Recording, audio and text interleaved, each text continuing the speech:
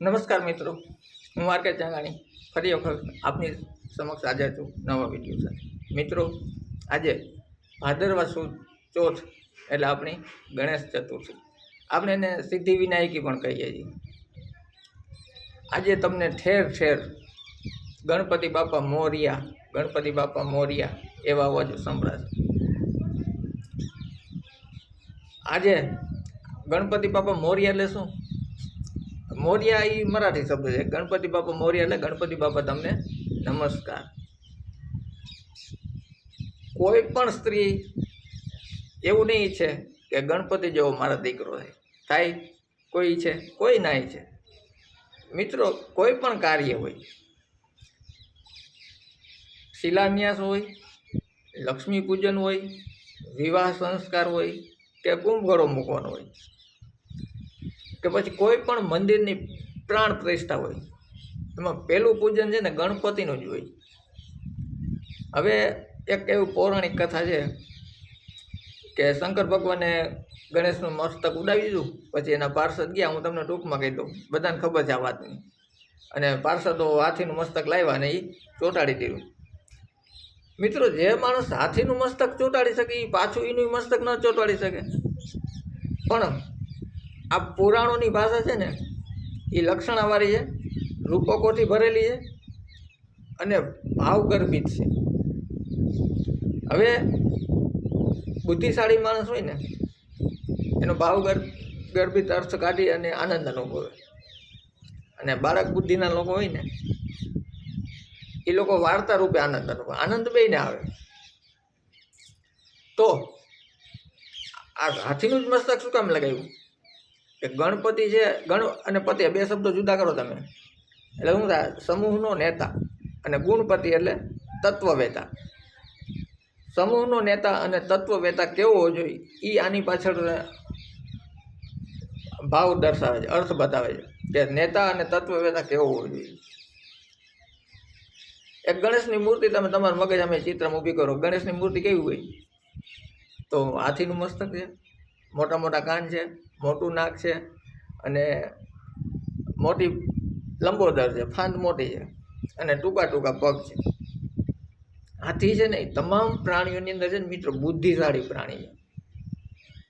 જૂના કાળની અંદર જ્યારે કોઈ રાજા નિસંતાન મરી જતો ત્યારે છે ને નગરની અંદર હાથણીના સૂંઢમાં માળા પહેરાવી મૂકી અને એને ફેરવવામાં આવતા. એ હાથણી જેના પહેરાવે એ રાજા નિયુક્ત થતો.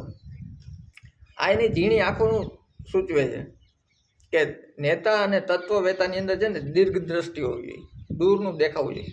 હાથી છે ને જમીન ઉપર નાનામાં નાની સોય પડી ને તો પણ ઉપાડી લે. એવી રીતે આપણા જીવનમાં પણ અજાણતા કોઈ વિકારો ન ઘૂસી જાય એનું ધ્યાન રાખવું જોઈએ. આ ઝીણી આંખો સૂચવે છે.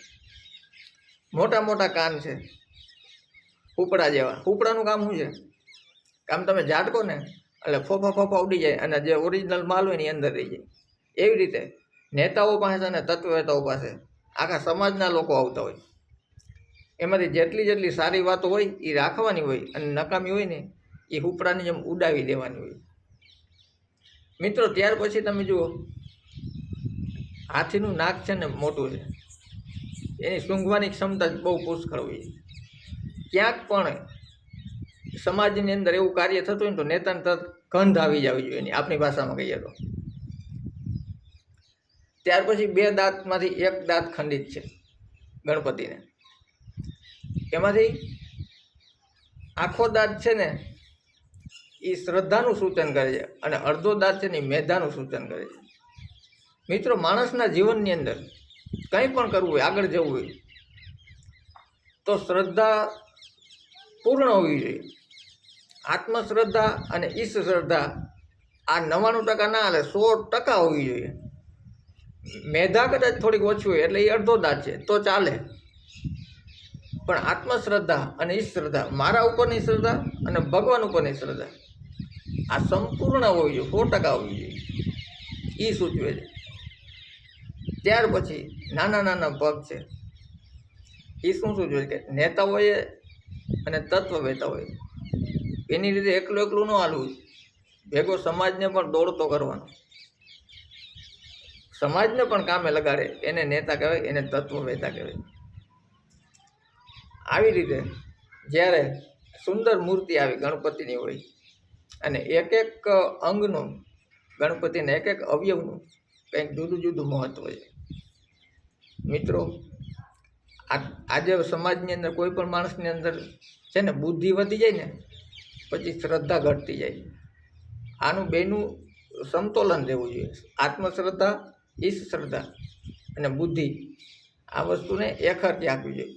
તો આવો ગણપતિનો ઉત્સવ, આવા ગણપતિ, આવા ગજાનન, વિઘ્નહર્તા,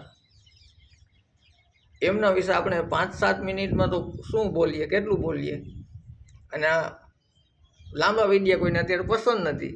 તો આજે આપણે અહીંયા પૂરું કરી. વિઘ્નહર્તા બધાના જીવનમાંથી વિઘ્નો દૂર કરે એવી ભગવાનને પ્રાર્થના કરીએ. ધન્યવાદ. Thanks for watching. ધન્યવાદ.